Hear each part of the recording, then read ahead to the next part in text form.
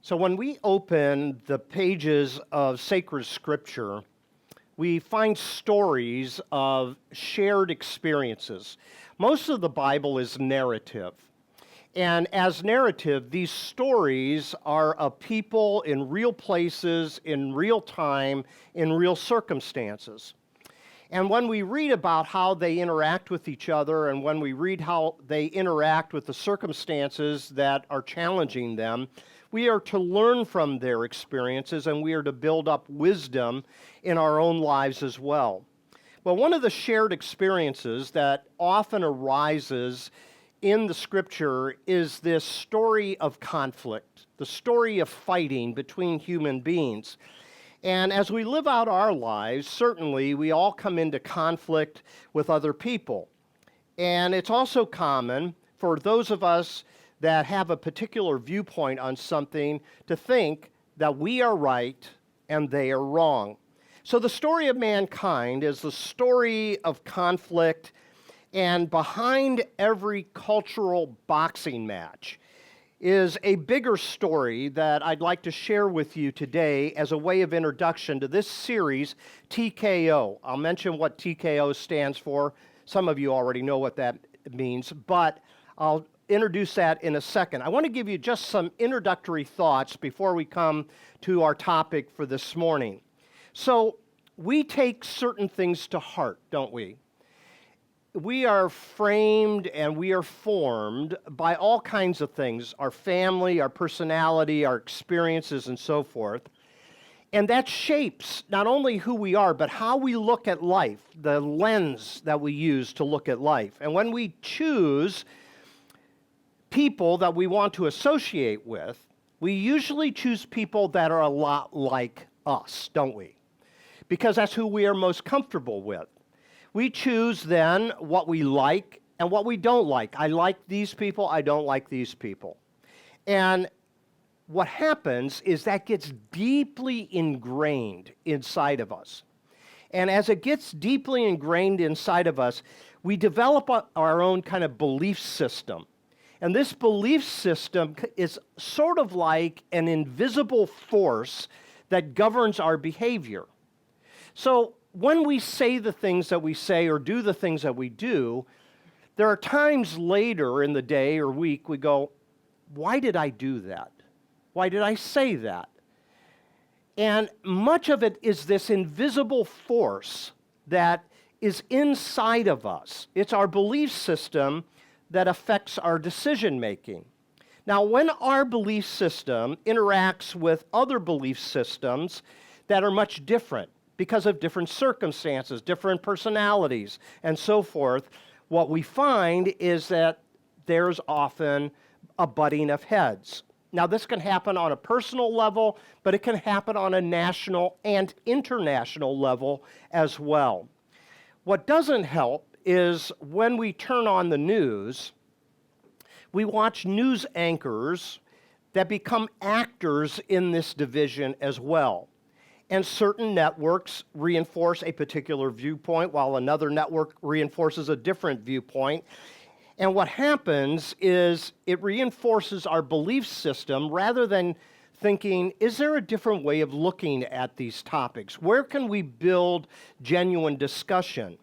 And so when we are clutching to our belief system and we look to news actors, that's what I want to call them many times, that just reinforce what we already believe, then what happens many times is we don't realize we are being taken. What is happening many times is news actors are really only reinforcing their corporate interests. Because it's always about the money, Lebowski. It's always about the money. What will generate the most money? And you'll see this in a second. Now, here's the problem. And here's where religion comes in. All religion tends to think that they need to be the only truth. So religion sometimes develops this belief system, and then they use some sacred text. then you'll usually pull out a few verses here and there out of the text to reinforce that belief system that they are the only ones that got it right. Now, after this has happened for hundreds and hundreds of years, we have hundreds and hundreds of different denominations right within Christian religion itself, let alone other world religions and how we interact with them. Now, when religion gets involved, sometimes what happens is we feel we're fighting for God, and we feel that we have to maintain this system at all cost, and we will even condemn other people. We will even persecute other people who believe differently. And the history of the church often has been when religion gets bad, wars, persecution, and violence, and injustice, and a denial of rights, and prejudice often comes in as well. And the thing that makes it very, very difficult is that we think we are honoring God in the process by holding on to this one way of looking at something and then condemning everyone else. Well, as we look at what the Apostle Paul writes in the book of Ephesians, so I read earlier the vision of chapter 2 in Ephesians 2 is that all people can become one, and there is a relationship of brothers and sisters, because we are brothers and sisters, even if it's not in our immediate family, it's in the human family. We are brothers and sisters together. But Paul says a little bit later in that same book, the letter to the Ephesian church, he says, "For our struggle is not against flesh and blood, but against rulers, against the authorities, against the powers of this dark world, and against the spiritual forces of evil in the heavenly realms." Now, a couple of things that's very important to point out here. Our struggle is not against flesh and blood. Okay, let me ask a question. Do you have flesh and blood? Okay, I do too. You're not my enemy. Our battle is not against flesh and blood. But it is against certain things, authorities, powers of this dark world, and spiritual forces.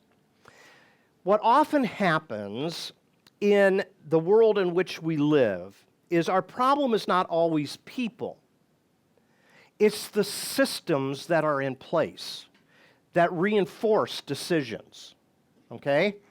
So people can get along if they can sit across a table and have dinner together, but if they have been so influenced by systems that they see the person across the table as their enemy, well, you're not going to get anywhere.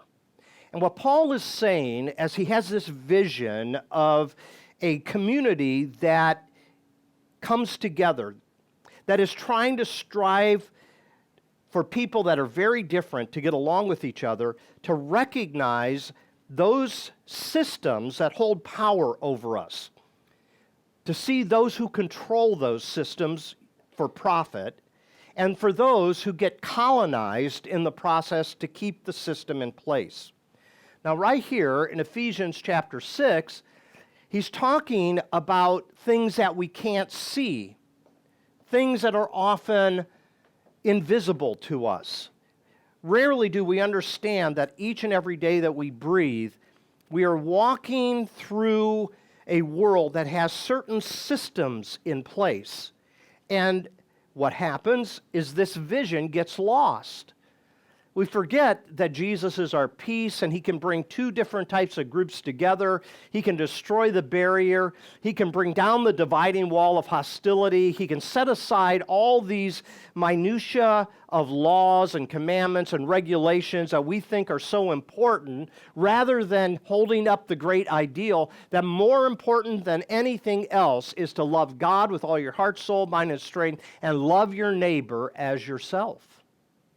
That's the greatest commandment, Jesus says. And so when we do that, he can bring two people together and create in them a unity and bring peace. Well, that's easier said than done, isn't it? So what happens is we need to fight a good fight.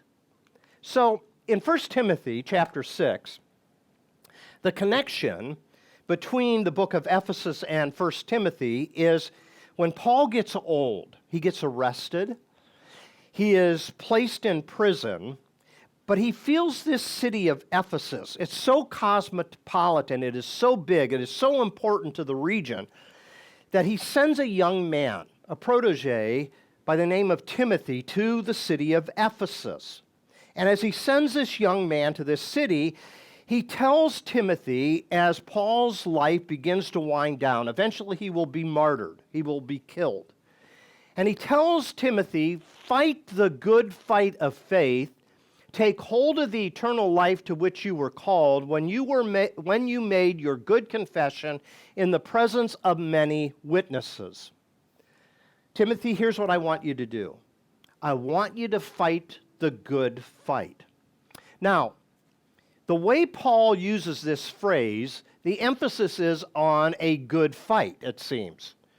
Fight the good fight of faith. And so we take that to heart, and we think that one of the things that we are to do is to knock out our component, right? To knock out our opponent. Now, I wish Paul would have wrote this just a little bit different. That takes some guts, doesn't it? What if he worded this like this? Fight the fight of a good faith. Fight the fight of a good faith. You see, you can fight for either a good faith or a bad faith. And a bad faith that has a good fight in them will create conflict and division. And it seems as though our emphasis is always fight the good fight rather than fight the fight of a good faith. So let's talk about that for a few moments today. So I want to talk a little bit about nationalism today. And the way I'm going to do that is I want you to think about a TKO. Does anybody know what TKO stands for? Okay, Dan? No, not total knockout. Pete? Technical knockout. Well, now, what's the difference? Yeah. Technical knockout is you're still on your feet, but you can't continue. That's right. That's right. So when we have a one-punch mentality, okay, and we get in a fight, if I can just throw the right punch at the right time, I can take that person down. That's not the way a fight usually goes. Well, sometimes. But sometimes what happens is you go the distance in a boxing match. Now, this picture here of the referee, he's holding up 4 fingers, right? This guy can't continue. Do you see? He's kind of leaning. This ref will call this fight not because he has been totally knocked out, but because he's been technically knocked out. There's a big difference. A technical knockout understands that your plan is to go the entire distance, and you're not looking for a one-punch total knockout. What you're doing is you're trying to understand that in any topic of division that we have, usually it takes a long period of time to dialogue with other people, to understand who they are, where they're coming from, and it takes them a long time to understand who we are and where we're coming from and why, okay? And if we don't look at it through a long lens, what happens many times is then there is this wild swinging, trying to knock another person out. And that's kind of a tendency that we all have. So when we choose to engage with other people that are not like us, how are we going to fight for a good faith? Not a good fight where I'm going to try to knock somebody out. Well, here's what Paul says. Now, this is a whole different church. So there's another city called Corinth in Greece that he writes 2 letters to in the New Testament. And this church was known for its division. It was known for its conflict.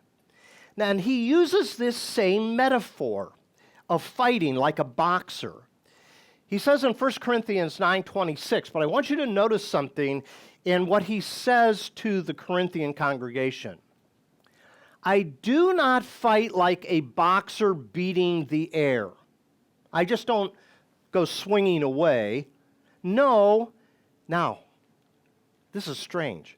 No, I strike a blow to my body and make it my slave, so that after I have preached to others, I myself will not be disqualified for the prize. Do any of you find that rather strange? Isn't the focus to be on the other person, throwing the strong blow against them? Paul says, no.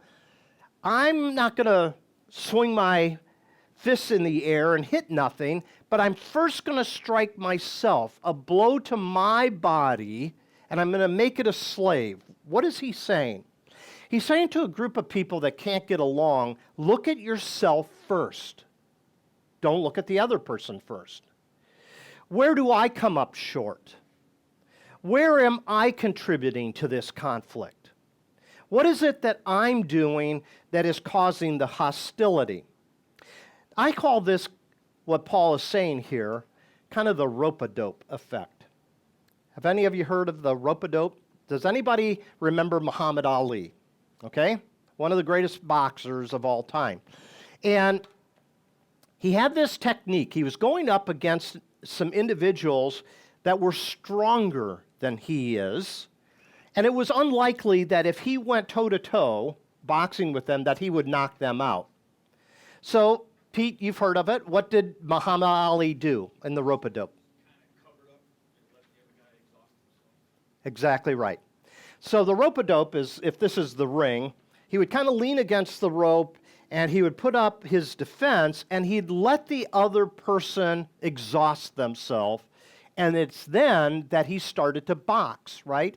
And he usually won that boxing match, not because he was stronger, but because he used a different technique than the other boxer. And what was his famous line? Muhammad Ali's famous line was what? That's exactly right. That's exactly right. Float like a butterfly and sting like a bee. All right? His purpose was to win the match, but he understood that it would take some rounds, that it wasn't going to be something that was going to be solved in the first or second round. So using this metaphor, when we think about how we interact with other people, do we allow ourselves to take some blows on occasion? Right? And it's okay. It's okay. Sometimes we come immediately to our own self-defense when somebody says something or does something that we think is unjust and unfair. But using kind of this technique rather than lashing out and fighting back, if we can kind of cover up for a second and take some of that and build some trust with other people where you really get to the heart of the problem and you can make some advancement in it, we are far better off. So I mentioned earlier during the announcements, we're going to talk about these 4 topics over the next several weeks. Boy, each one of these topics is like an atomic bomb in our culture, okay? So we're going to navigate it a little bit, and as we navigate it, we're going to kind of keep that rope-a-dope technique in mind, that there will be times that things will be said that we're just going to have to absorb. And what we're going to have to do is allow that to happen so that we can make some headway. So I want to talk just for a few moments about nationalism. I'm not going to take a lot of time because if you're interested in this topic, that's what we're going to do the next 3 Wednesday nights. You can look it up on YouTube as we talk a little bit more about this. So in this topic here, what we have is something that all countries do. And that is nationalism. It's not just something in the United States. It's something every country does. Nationalism is an ideology that advocates a fusion of a way of life with a particular identity and culture. So remember what I said in the book of Ephesians, there was a division between the Jewish people and the Gentile people. Well, each group felt that they had a better culture. Now think about this for a moment. So the Jewish people go all the way back to Abraham. And over the course of thousands of years, there were many laws that were given, many regulations, many different types of ceremonies that they would keep in their worship to God. So all of a sudden, they are conquered.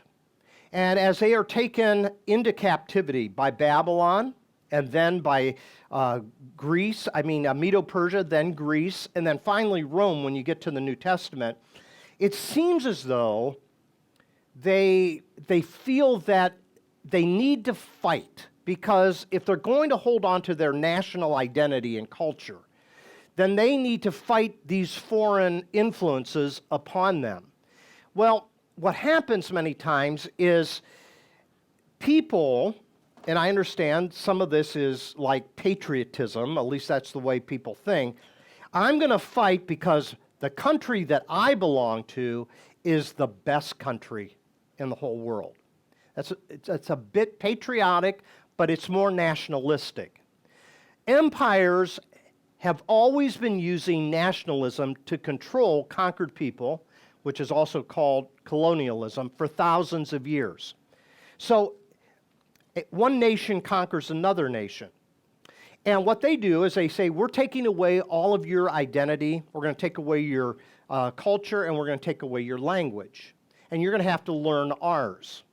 Have you ever asked the question, why is the New Testament written in Greek and it's not written in Hebrew like the Old Testament? It's because the Jewish people were conquered, and then when Alexander the Great conquered the Medo-Persian Empire, he did a thing called Hellenization. Hellenization is we're going to impose Greek culture on everyone, and they're going to have to learn the Greek language, they're going to have to learn the Greek customs, they're going to have to worship the Greek gods. Well, Alexander the Great wasn't doing anything that was new. If you were to go back to the book of Daniel, chapter 1, and I'm sure you're familiar with Daniel in the lion's den, right? You're familiar with three friends that Daniel had, Shadrach, Meshach, and Abednego. But maybe you don't know the context of why they find themselves deported from their homeland back to the Babylonian capital. Well, here's what happened. There was a guy by the name of Nebuchadnezzar. This king invaded Jerusalem, destroyed the temple, burned it to the ground, and took all of the elites, or at least the potential elite people, back home, because here's what he was going to do. In chapter 1 of Daniel, it says that he was going to make them learn Babylonian culture, Babylonian language, and then what he wanted to do is put them back into the territory that they came from, where they had been indoctrinated with all this Babylonian culture, and then he could use people of the same nationality to rule the people that they colonized. Does that make sense? Okay. So Shadrach, Meshach, Abednego, and Daniel, they are taken to Babylon, and all of a sudden, in chapter 1, Nebuchadnezzar says, okay, you're going to learn all of the arts of Babylon. You're going to have all the learning of Babylon and so forth. And Daniel stands up. And he's not only willing to fight the good fight, actually he's willing to fight for a good faith. And if you know the story is all of the servants bring out this massive amount of delicious food and tells these Jews to eat up. Eat the Babylonian menu, basically. And Daniel says, no, there's things that's on that plate that are forbidden in my culture. You know, the food laws that are in the Old Testament. And he was very faithful in that, and what he desired to do was stay true to the law. So he says, no, I'm not going to eat this food. But he says here, let me and let my friends eat our own menu. Let us eat our own food. Let us keep our own laws. And then you test us. If at the end of a certain amount of time we are not healthier than the people that are on your menu, then, we'll deal with that then. So for a period of time, they eat kosher. And as they eat kosher, at the end of this time, they come back into Nebuchadnezzar's presence, and they were healthier and more vibrant as young men than those that were living out a Babylonian type of life. And so they not only fought the good fight to keep their culture and to keep their identity, but they also fought a good faith. You don't see Daniel throwing fists at Nebuchadnezzar, at least in chapter 1. A little bit later, when he opens up his window and he wants to keep the practice of praying 3 times a day, he's arrested. And then the story goes on. He's thrown into a pit with lions, and God intervenes. And then his 3 friends are thrown into a furnace. And then when they look into a furnace, they see a 4th person in there with these 3 men. So the book of Daniel is a fascinating account of how God intervenes as these young men protect their culture, and yet at the same time, they are not individuals that are taking up weapons, trying to lead a rebellion. They are simply, by faith, recognizing that a good faith will stand on its own 2 feet. And I think that's what we have to understand as well. A good faith will stand on its own 2 feet, and we'll see the benefit of it. So, nationalism is when you think that your nationality, your ethnicity, is the best there is, and everybody should become like you. Well, Daniel shows us that there is a different way to fight this. There's a TKO, not a knockout, but a technical knockout, where over a course of time, you show yourself to be true to people and show yourself to be true to God as well. So what is the danger of nationalism? Well, nationalism tends to form in-group and out-group thinking. Are you in or are you out? If you're not in, you're out. If you're not in, you're an enemy. Secondly, nationalism is committed to winning at all costs with power-seeking and superiority as the only real goal, not the common good. So we see systems like apartheid and so forth that had been in place for many, many years that caused a lot of problems. I'll touch upon that a little bit next week when we talk about racism and how this fight for equality is something that has been a long process. Number 3, nationalism contributes to internal fragmentation that often leads to instability. That's what we are seeing in our country right now. And what's even more amazing to me is not just the divide between Democrats and Republicans. Right now, they were trying to choose a new Speaker of the House, and it took 15 ballots to get a Speaker of the House, and that's within their own party. There's a lot of infighting that's going on all across the board. Number 4, a nationalistic mandate will feel entitled to break laws to achieve their goals. In other words, there are certain common laws that each nation agrees to, and yet when there is sometimes people that want to keep a certain objective in place, they will break their own laws so that they can achieve their own goals. And finally, a nationalistic leader sometimes will need to lie and distort history in order to maintain the illusion of superiority. So come back to Daniel with me. So Nebuchadnezzar, one day, this is in Daniel chapter 4, he goes out onto his rooftop terrace and he goes, "Look at the great kingdom that I have built." And God says, no. He goes insane for 7 years. You can read this. He goes insane for 7 years because of this self-grandiosity about who he is and the power that he has and so forth. And the text goes on to say in chapter 4 of Daniel that his sanity did not restore to him until he was willing to acknowledge God as the true and ultimate king over the universe. Okay, a couple more things and then we're done. Matthew chapter 12, verse 25 shows the danger of nationality.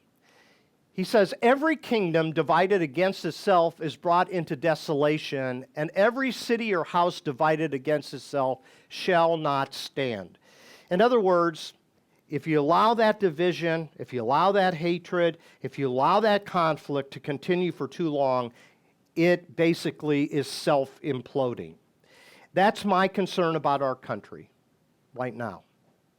It's ready to self-implode because we cannot find ways to talk about important topics. It's just infighting. It's causing us to look at the people that are not in our group as enemies. So here's what I want to say.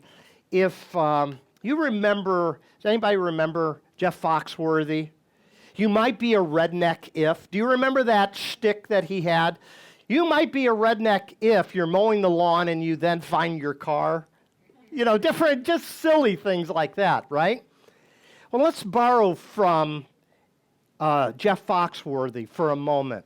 You might be a nationalist, and next week I'll talk just a little bit more about Christian nationalism, or not next week, on Wednesday, rather, the Wednesday study. You might be a Christian nationalist if you think America's founders were all Christians. That's not true. Our founders had a mixture of all kinds of different influences. You had atheists, you had deists, you had Baptists, you had Catholics.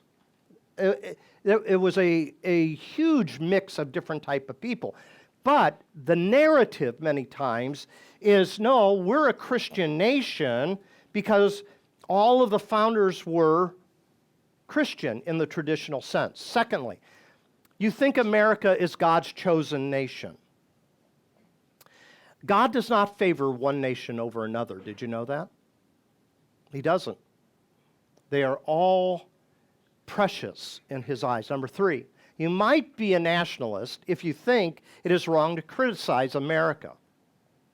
A lot of times people think, hey, you're not being a good patriot if you criticize certain things that are wrong in the country. Well, how do you then get further down the line and solve some of your social problems if you don't properly evaluate where you are? And finally, number four, you might be a nationalist if you believe the Declaration of Independence and Constitution are divinely inspired. We think that the scriptures are inspired, but our Constitution or any Constitution of any nation is not a divine script that fell out of heaven. It was a lot of hard work. There was a lot of negotiation. There was a lot of give and take, right? That took some type of constitution or forming of identity to be able to be put in place. So here's what I want to do. At the heart, nationalism puts love of country over love of God and love of neighbor. And all I want to say to you is be careful with that. I'm not telling you not to love your country. Patriotism is about being a good citizen. It's about looking out for the common good of all people. It's putting laws in place that are fair. It's doing those things that are necessary to achieve better living. But love of God and love of neighbor always comes first. So with that in mind, I want to tell you what happens to Jesus. He comes, and there were people that wanted to pull him into their side of some of the conflicts that had been happening in the country, and he just refused to allow that to happen. And as he did so, he made enemies. But what he did is he chose to fight for a good faith. How did he do that? He went to the cross. And like the Apostle Paul, he chose to accept the blows in order to achieve a better goal. So we're going to take communion. And as we take communion, I want you to think about, as you take the bread and as you take the cup, Jesus willing to lay down his rights to achieve something greater. We call it salvation. To be able to be made right with God and to be made right with each other. And to get into our communion time, I think what we can do is think about the Lord's Prayer for a moment. We're going to say it together, all right? Think about the things you're praying for there. You're praying for things that are a part of the common good for all people. So would you pray it with me? Our Father, who art in heaven, hallowed be thy name. Thy kingdom come, thy will be done on earth as it is in heaven. And give us this day our daily bread. And forgive us our trespasses as we forgive those who trespass against us. And lead us not into temptation, but deliver us from evil. For thine is the kingdom and the power and the glory forever and ever. Amen. That is a very, it's a very encompassing prayer when you think about people having enough to eat, not trespassing against each other, and forgiving people who have trespassed against us. Think about that. These are all practical things that Jesus asked us to pray for. So we come to the table. And as we come to the table, what we do is we recognize this piece of bread and this cup represents the body of Christ and the blood of Christ. And we take these elements as a way of remembering his death upon the cross, giving his body for a greater vision, letting his blood be shed so that forgiveness could flow. So I'm going to pass these around. You can take a piece of bread and a cup and hold them, please. Hold them, please. And then we will take them together, okay?